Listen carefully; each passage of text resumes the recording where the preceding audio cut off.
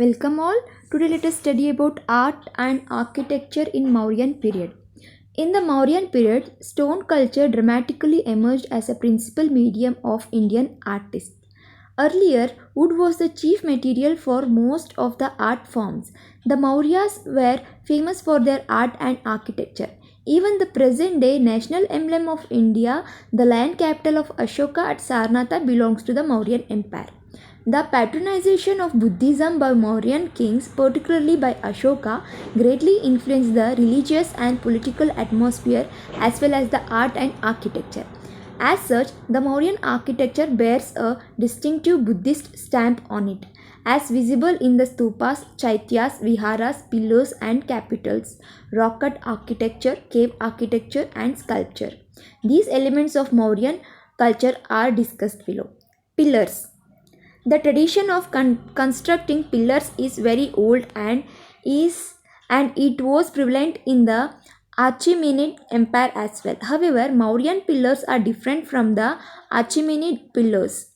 While the Mauryan pillars are rock-cut pillars displaying the carver's skill, the Achaemenid pillars are constructed in pieces by a mason. Stone pillars are erected all over the Mauryan Empire with the inscription engraved on them. The top portion of the pillar was carved with capital figures like the bull, the lion, the elephant, etc. A typical Mauryan or more specifically Ashokan pillar had following components. The crowning animal. It was either seated or standing and generally made of a single piece stone with abacus. The abacus, it was generally square or plain in the earlier specimens but gradually became circular and decorated during later times. The capital. It had a design and appearance of an arched bell formed of lotus petal. The shaft. It was generally plain and smooth with a circular resection and tapered slightly from down to upwards. It was made out of one piece of stone and did not have a base or a platform. Royal court orders were inscribed on the surface of shaft. The Mauryan pillar capital found at Sarnath, popularly known as the Lion Capital, is the finest example of Mauryan sculpture tradition. It is carved with considerable care. Voluminous roaring lion figures firmly standing on the circular abacus, which is carved with the figures of a horse, a bull, a lion, and elephant in vigorous movement, executed with precision, showing considerable mastery in the sculptural technique. It is the national emblem of India. The pillar capital symbolizes Dharma Chakra Parivartana, that is the first sermon of Buddha.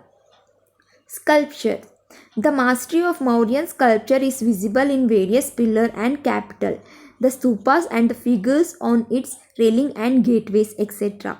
Sculptures were commissioned by the kings, their governors, and other rich patrons. The statues of Yaksha and Yakshini were quite common in this category and depict the richness of Mauryan art. The life-size standing statue of Yakshi discovered in Didharganj, Patna is a masterpiece of sculpture. The roundness of the face, muscular body, the sharp features of nose, lips and eyes are clearly visible in this sandstone figure. Prakham Yaksha, a life-size statue of Yaksha made of red stone found near Mathura, is another great masterpiece of this period. Rock-cut architecture in Mauryan art. Apart from Mauryan pillars, rock-cut caves along with monumental figures were carved at the several places. Some of the finest examples of rock-cut architecture are depiction of monumental rock-cut elephant at Dhauli in Odisha shows skill in both round and linear construction. It also has Ashokan rock edict. Mauryan period also witnessed emergence of rock-cut cave architecture. Lomas Rishi cave, carved at Barabar Hills near Gaya in Bihar, is one of the finest example of artistic occupation during Mauryan rule. The facade of the cave is decorated with semicircular chaitya arch as the entrance with the elephant frieze carved on it. The cave was patronized by Ashoka for the Ajivika sect. Sudhama cave, Karanj, Chupar, Vishwa Zopri are some other notable caves carved at Barabar Hills. Another group of caves in the nearby Nagarjuni Hills, and these bear inscription of King Dasharatha, the grandson of Ashoka. Like the Barabar caves, these also appears to have been dedicated to the Ajivika sect. Stupas, Viharas, Chaityas during the Mauryan period. Stupas. Stupas were burial mound prevalent in India from the Vedic period. However, during the rule of Mauryan in general and during the rule of Ashoka in particular, the art of stupas reached its climax. Although a Vedic tradition, the largest number of stupas belong to the Buddhist religion. One of the best examples of the structure of stupa in the 3rd century BC is the Bairat in Rajasthan. Architecture of stupa. The initial stupas were hemispherical in structure. It consisted of circular terrace, that is Medi, on which a hemispherical mound called Anda was raised off the ground. The top of the stupa was crowned by the square railing known as Harmika. A rod was placed in the center of the Armika. It was called Yashti, above which was situated a triple umbrella form called Chatra. The stupa was surrounded by fencing called Vedika. The passage between the stupa and fence was known as Pradakshina Patha. Jatakas and depiction on stupas. The symbolic representation of Buddha gradually evolved into narration involving events of life of Buddha. Jataka stories and were depicted on the railings and torans of stupas.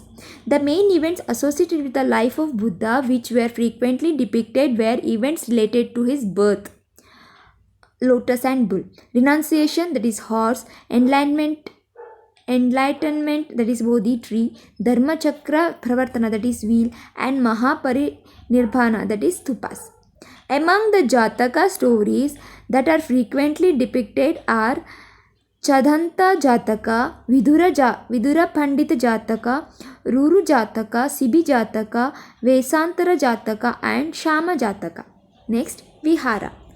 It is the Sanskrit and Pali term for the Buddhist monastery and referred to dwelling or refuges used by wandering monks during the rainy season. These dwellings were simple wooden constructions or thatched bamboo huts located near settlements with enough seclusion to not disturb meditation. However, some viharas became extremely important institutions, some of them evolving into major Buddhist universities with thousands of students such as Nalanda. Next, Chaityas. The word Chaitya is derived from the Sanskrit chit, or the mound of ashes formed when a dead person was cremated.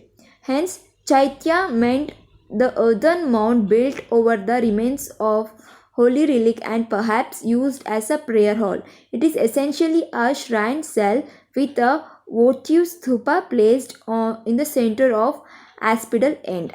In the next class, let us study about art and architecture in post-Mauryan period. Thank you.